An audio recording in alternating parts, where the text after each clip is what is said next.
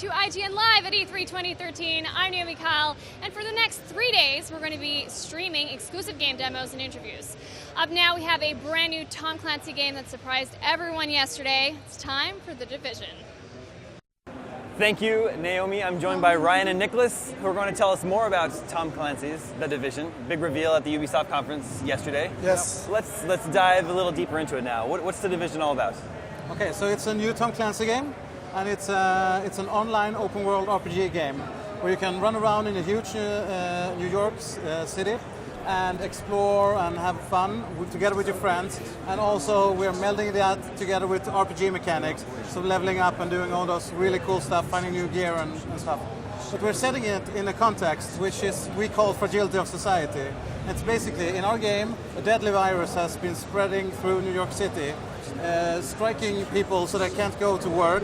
And our context is about what happens when half of New York are homesick, ill, can't drive food to the grocery stores, and everything is collapsing around you. So that's the context we're in. It's the mid-crisis scenario. I see. During the conference, during this trailer, you say what the flu virus can live on a banknote for 30 days or something? 17 days. 17 days? Yeah. I burned all the cash in my yeah, use pockets. credit cards, that's better. Yeah, it was bad. So the pandemic has hit, and then the game picks up how long after that? It's about 3 weeks after that. So when you start the game, we wanted to have a little bit of time so that things could really start to crumble around the city. So because in an open world game, of course, you want to have activities that you can do when you're out in New York. So in this time, factions have kind of risen up in different areas around the city. Like in the demo that we saw yesterday, the police station has gone critical, so emergent content will be an important part of how the players choose what they'll do while they're out in New York, basically fixing New York. I see. Who is the player? Who do we play as? You play as the Division agents, and they are the classified, self-supporting tactical agents, which basically means when they get activated, the world is on the brink of collapse. And they have their go bag, and in this they have, supplies for 72 hours, some weapons, they have their watch and all those things that you saw the UI was connected to. That's how they communicate, all the agents. So you're running around in the world exploring with these guys, but you're also making sure you're saving what is remaining, which means that once you secure the police station and those things, the factions there can start retaking that part of the city. You can restore power, clean water, and doing all those kind of things to make sure that the city goes back to life again. Is there an end game? If you mean end games such as in MMOs and stuff. Yeah. Well, I mean, retention's important for us. So the way we're building the game and the major systems for the game is we want the gameplay to be potentially limitless. So we are a persistent RPG, so there will be a maximum level for the game. But having activities and things you can do once you've reached that is important. So yes, we will have an end game for the game. How many players does it support? Well, a full group for us right now is 4 players plus a companion drone. Right. So that's what you'll be playing with if you were out in the open world in New York. But there's areas throughout the game where you could run into tons of different players. I think you've described it as a light shooter. No, it's really an RPG. So what we're doing is we're fusing Clancy by creating this new unit that Cece was talking about. So we have core traditional Clancy stuff like tactical combat, technology is important, creating a core unit with the division itself, and then we're wrapping that in an RPG package. So all of the mechanics and game systems are about persistence and progression and character empowerment. So this gameplay demo that we're seeing here, where would this take place in a player's game?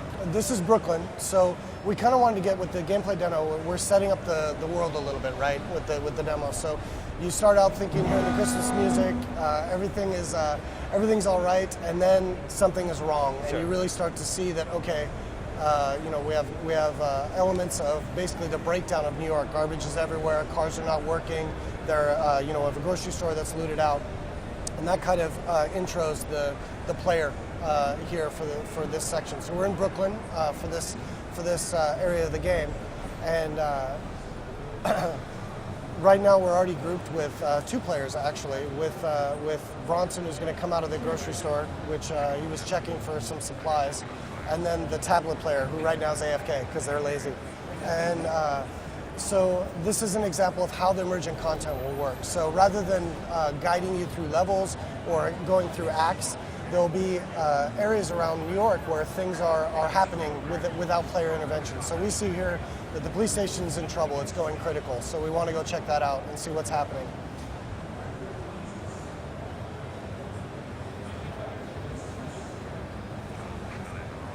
It looks great. Like, it looks beautiful. Yeah, it's The team has been working really, really hard the last couple of months to just, get everything to look as great as possible. They have been, really working so hard, and it looks. And blown really, away by it. with the next-gen games, and especially open-world, persistent games, being able to immerse the player in New York is kind of the most important element. So being able to push it to this type of fidelity it's important for us. So this is an example of where they actually come across an event that which would be group content, but since they've already got the police station to take care of, they decide to keep going and ignore this for now and come back to it later.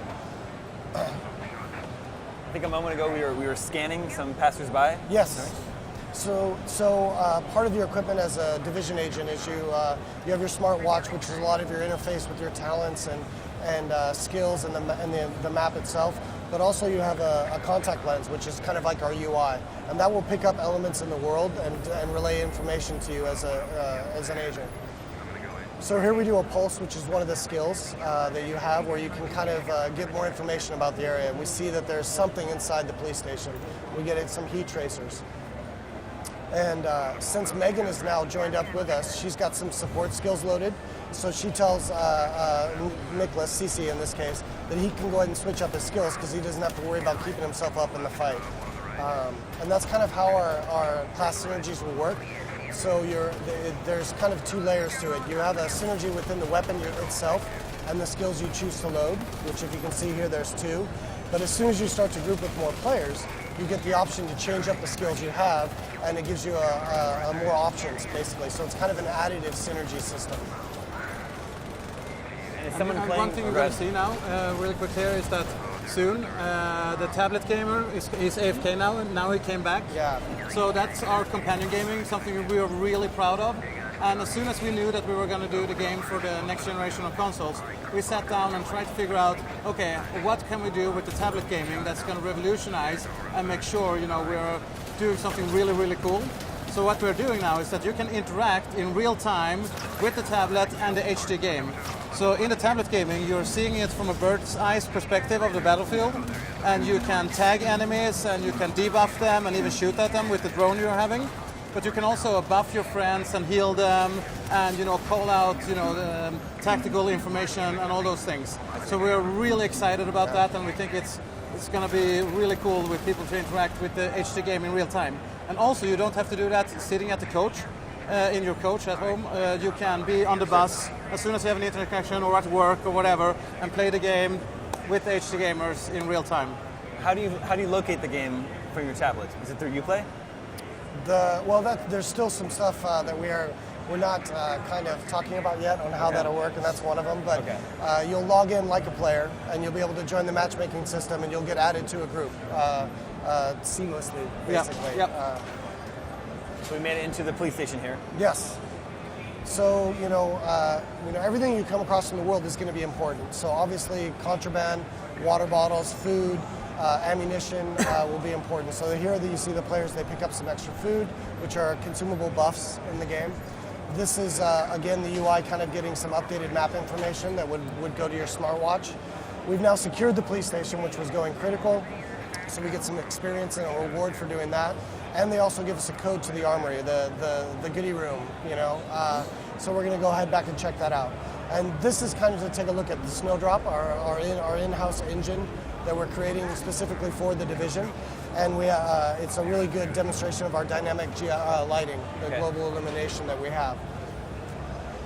So now we've entered the goodie room itself, and CC here gets an really upgraded good weapon. weapon. And what's interesting here now is that to protect that this weapon, I don't lose this weapon, we need to extract.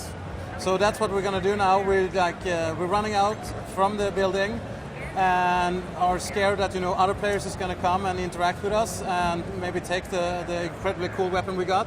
So we're going to do an extraction, and Megan is going to shoot the flare up in the air, and then a timer starts. And as soon as you do the extraction, here we go, a timer starts, and now we are pinged on the map, so everyone knows we're doing an extraction.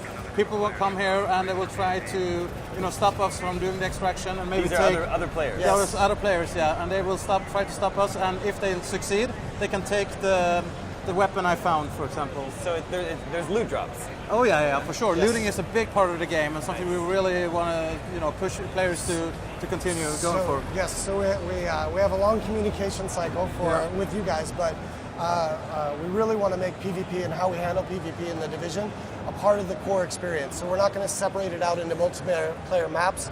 There'll be areas out in New York where you can engage in PvP and possibly